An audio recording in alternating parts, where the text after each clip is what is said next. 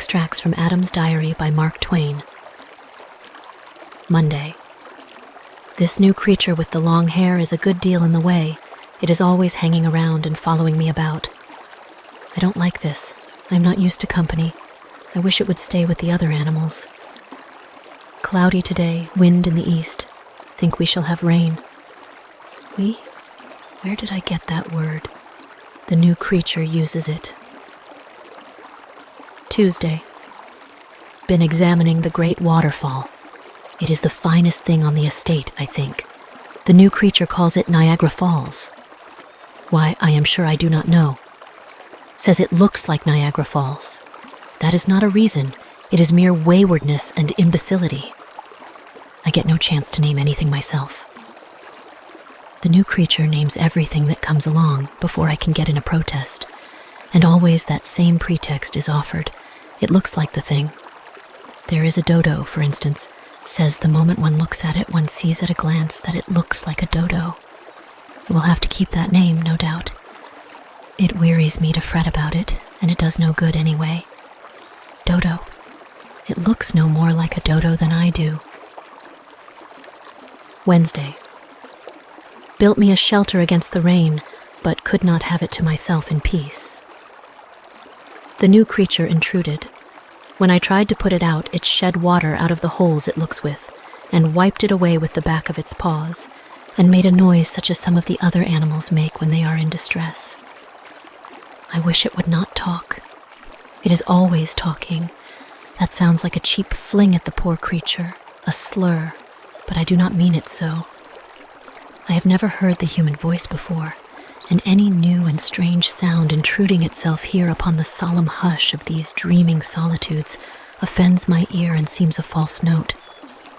And this new sound is so close to me.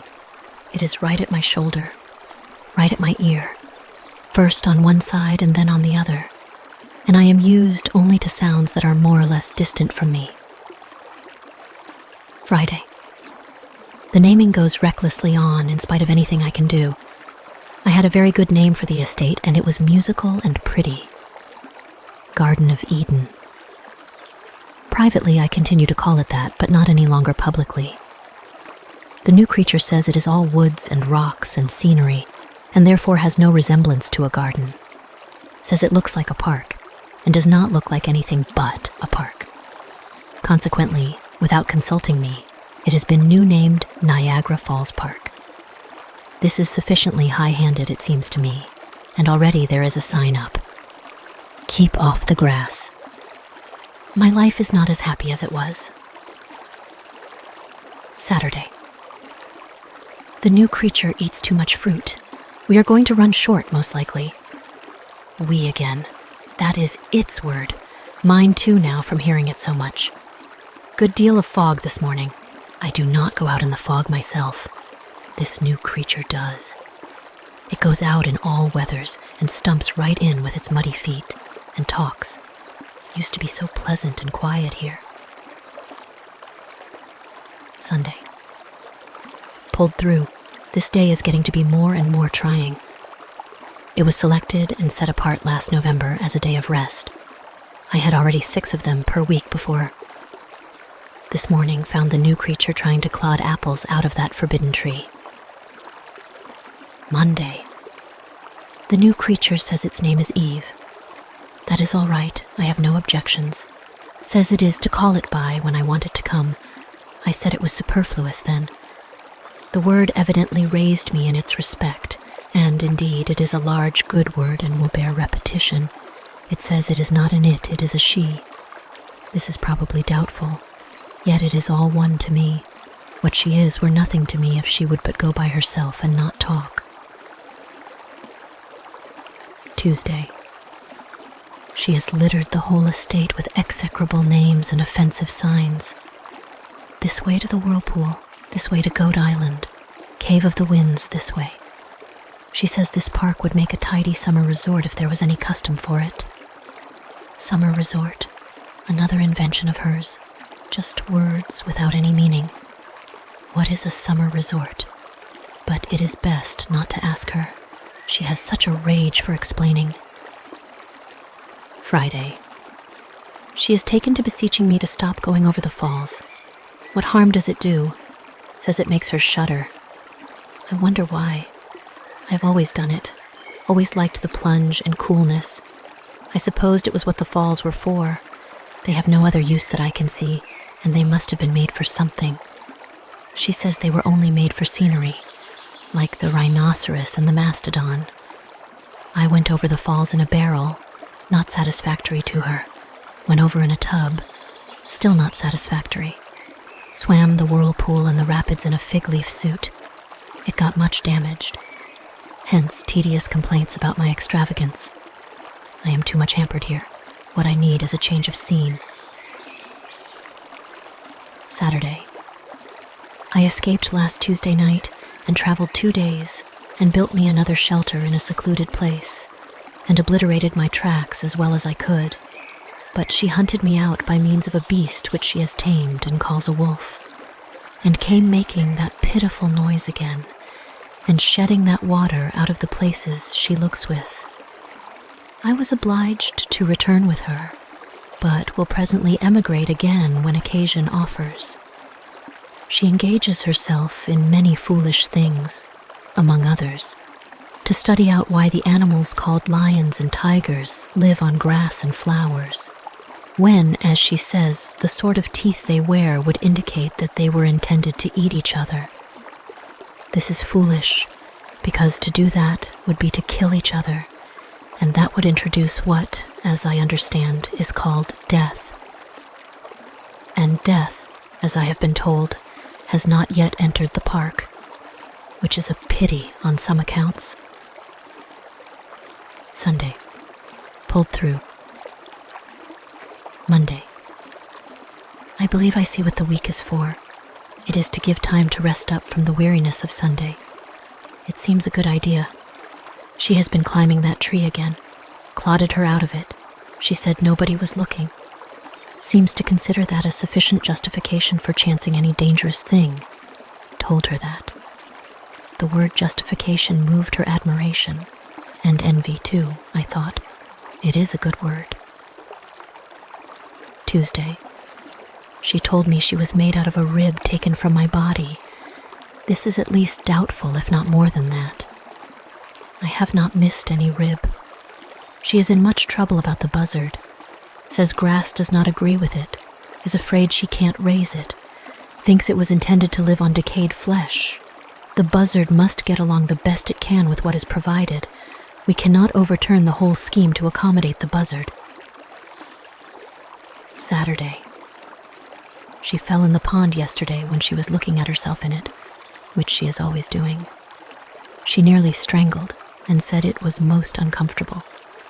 This made her sorry for the creatures which live in there, which she calls fish, for she continues to fasten names onto things that don't need them and don't come when they are called by them, which is a matter of no consequence to her. She is such a numbskull anyway. So she got a lot of them out and brought them in last night and put them in my bed to keep warm. But I have noticed them now and then all day, and I don't see that they are any happier there than they were before, only quieter. When night comes, I shall throw them outdoors. I will not sleep with them again, for I find them clammy and unpleasant to lie among when a person hasn't anything on. A Sunday. Pulled through. Tuesday.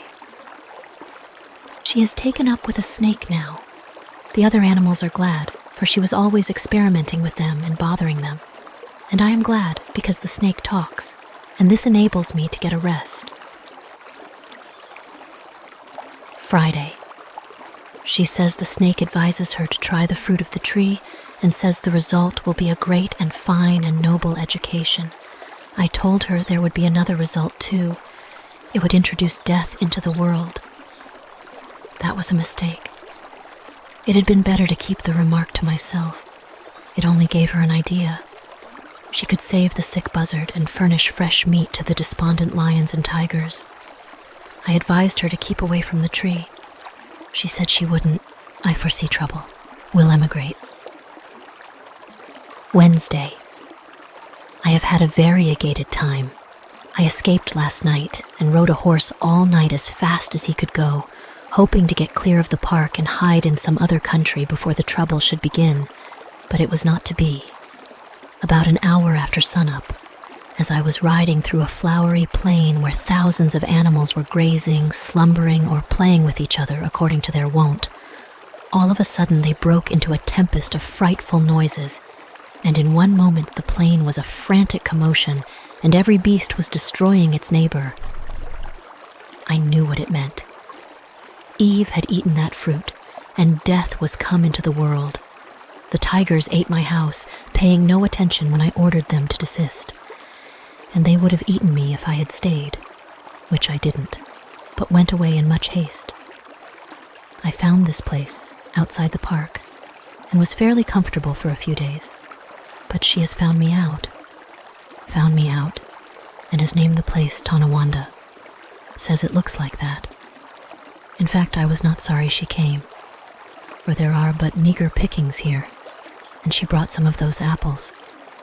I was obliged to eat them. I was so hungry. It was against my principles, but I find that principles have no real force except when one is well fed. She came curtained in boughs and bunches of leaves, and when I asked her what she meant by such nonsense and snatched them away and threw them down, she tittered and blushed. I had never seen a person titter and blush before, and to me it seemed unbecoming and idiotic.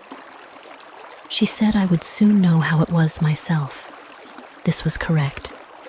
Hungry as I was, I laid down the apple half-eaten.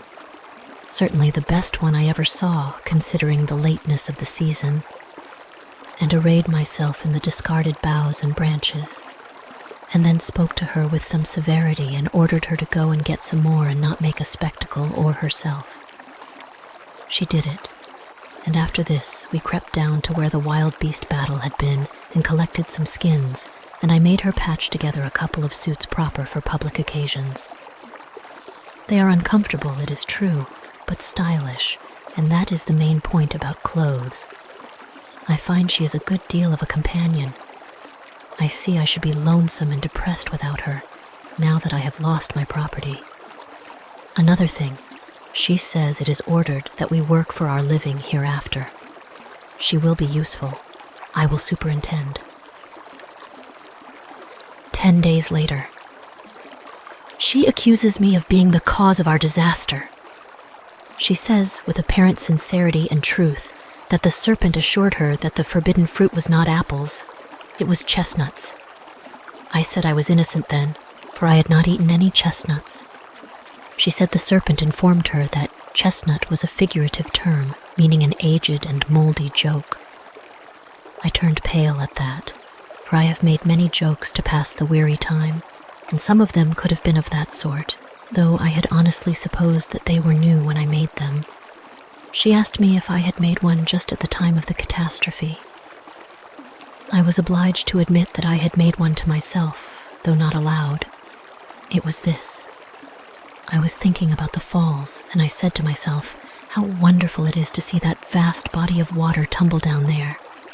Then, in an instant, a bright thought flashed into my head, and I let it fly, saying, it would be a deal more wonderful to see it tumble up there.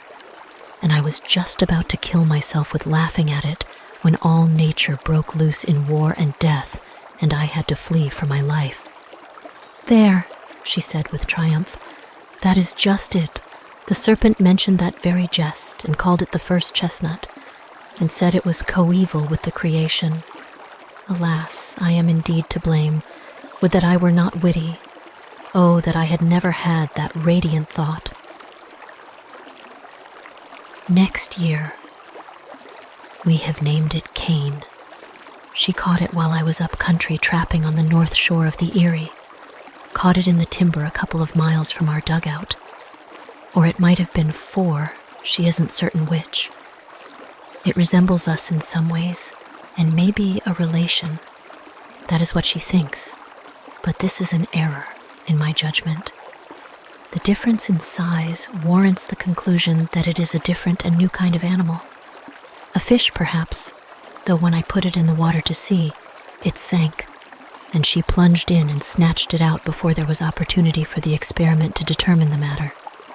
I still think it is a fish, but she is indifferent about what it is and will not let me have it to try.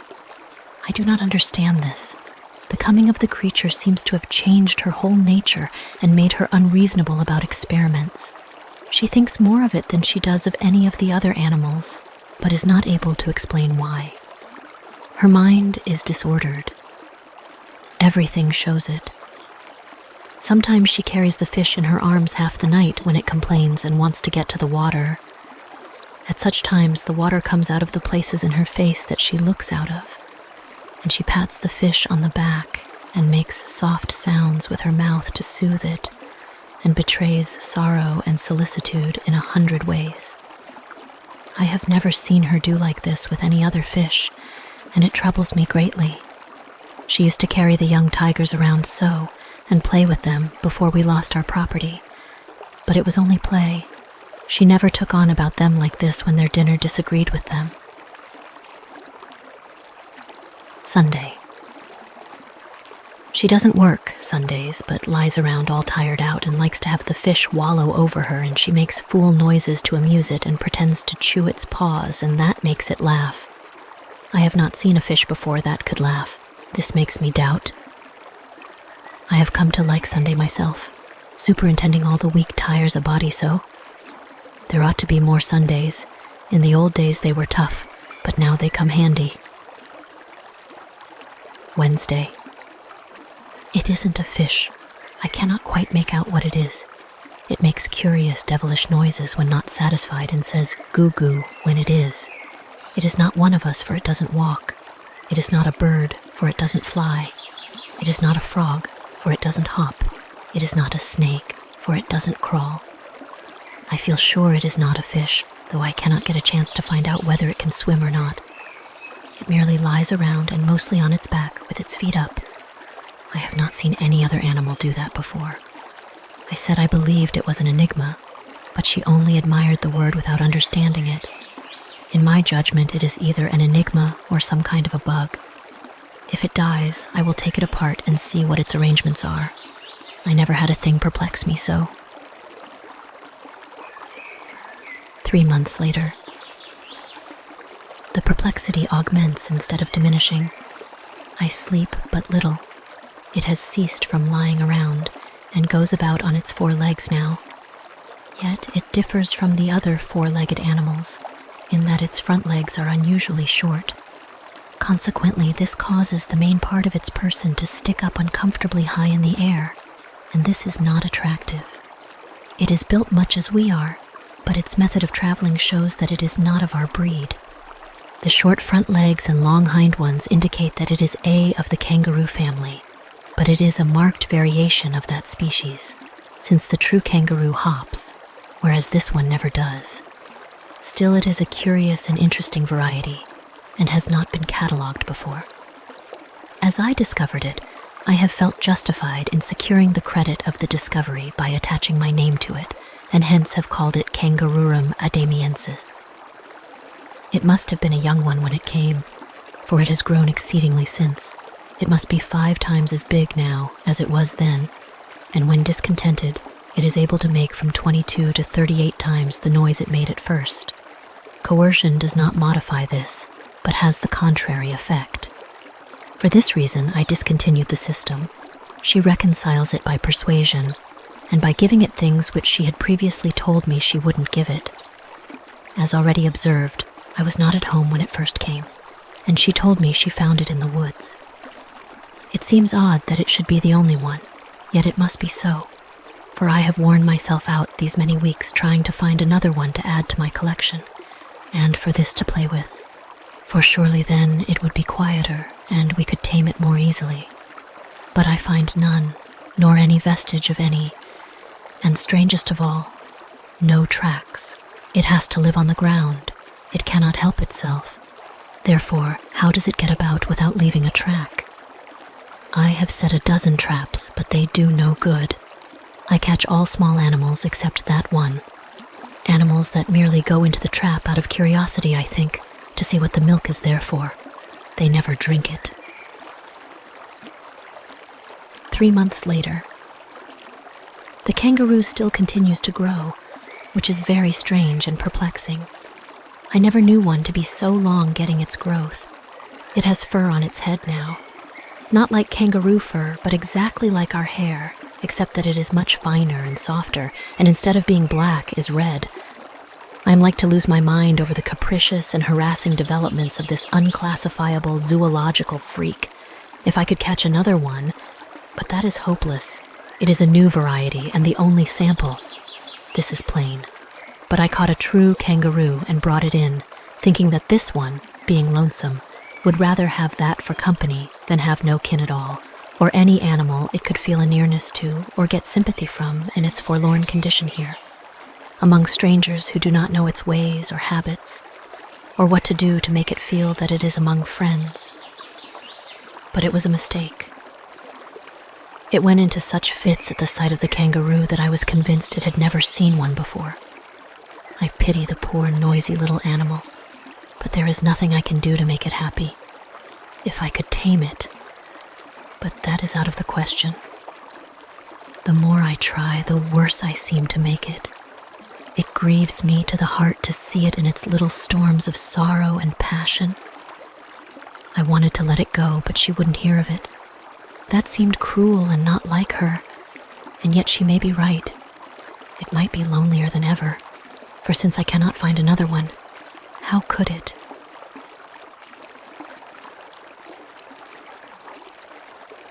"5 months later.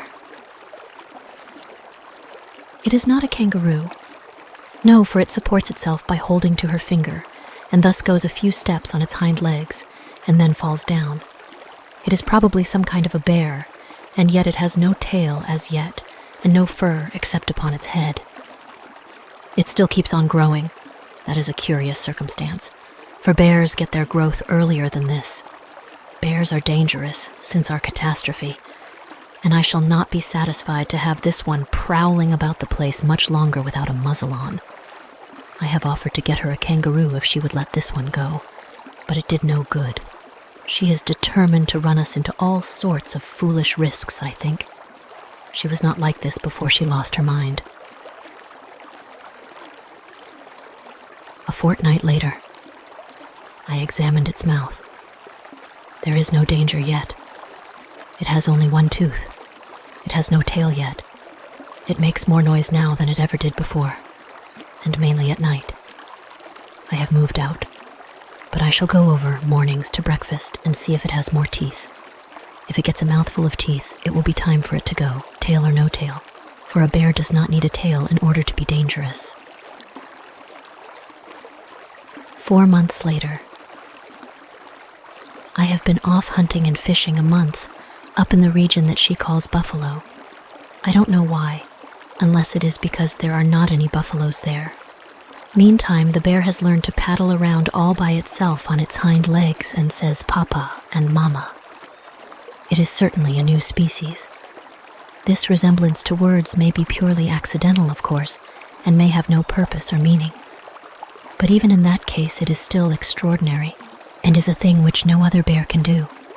This imitation of speech, taken together with general absence of fur and entire absence of tail, sufficiently indicates that this is a new kind of bear.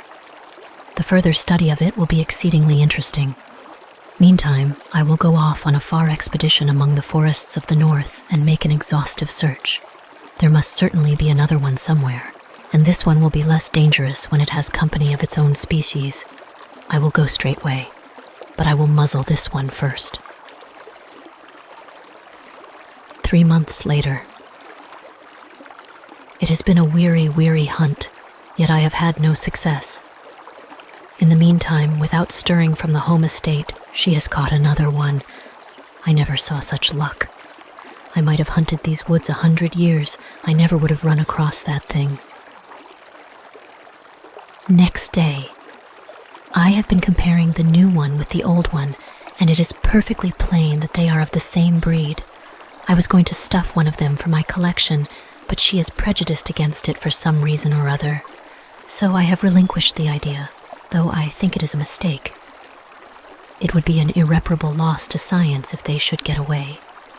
The old one is tamer than it was and can laugh and talk like a parrot, having learned this no doubt from being with the parrot so much, and having the imitative faculty in a high developed degree.